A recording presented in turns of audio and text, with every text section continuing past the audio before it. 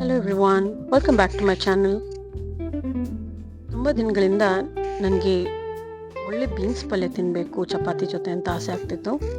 So ಇವತ್ತಿನ ರೆಸಿಪಿಯಲ್ಲಿ beans ಪಲ್ಯ ಮಾಡ್ತಾ ಇದ್ದೀವಿ. ಸೊ ಅದು ಹೇಗೆ ಮಾಡೋದು ಅಂತ ನೋಡೋಣ. ಫಸ್ಟು ಒಂದು ಬಾಣಲಿಯಲ್ಲಿ 2 ಸ್ಪೂನ್ಸ್ ಆಯಿಲ್ ಹಾಕೋತಿದ್ದೀವಿ.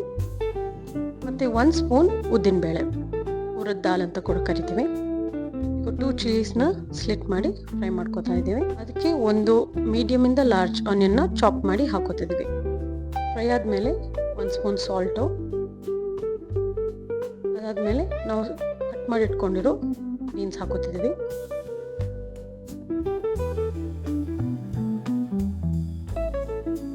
ಇದಕ್ಕೀಗ 1/4 ಟೀ ಸ್ಪೂನ್ ಟರ್ಮರಿಕ್ ಪೌಡರ್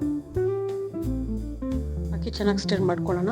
ಈಗ ಇದನ್ನು ಸಿಮ್ಮಲ್ಲಿಟ್ಟು ಕ್ಲೋಸ್ ಮಾಡಿ ಇಟ್ಕೊಂಡ್ರೆ 10 ಮಿನಿಟ್ಸಲ್ಲಿ ಅದು ಆಲ್ಮೋಸ್ಟ್ ಒಂದು ಅರ್ಧ ಬೇಯುತ್ತೆ. ಇದಕ್ಕೆ grated coconut 3 to 4 spoons add ಮಾಡ್ತಿದ್ದೀವಿ. ಆಲ್ಮೋಸ್ಟ್ ಒಂದು ಅರ್ಧ ಹೋಳಷ್ಟು ತೊಗೊಂಡಿದ್ದೀವಿ ಕೋಕೋನಟ್ಟು. ಈಗ ಫ್ರೈ ಮಾಡೋಕೆ ಸ್ವಲ್ಪ ಹಾಕಿಬಿಟ್ಟು ಲಾಸ್ಟಲ್ಲಿ ಗಾರ್ನಿಷ್ ಮಾಡೋಕ್ಕೆ ಇನ್ನೂ ಸ್ವಲ್ಪ ಕೋಕೋನಟ್ ಆ್ಯಡ್ ಮಾಡ್ಕೊಳ್ಳೋಣ.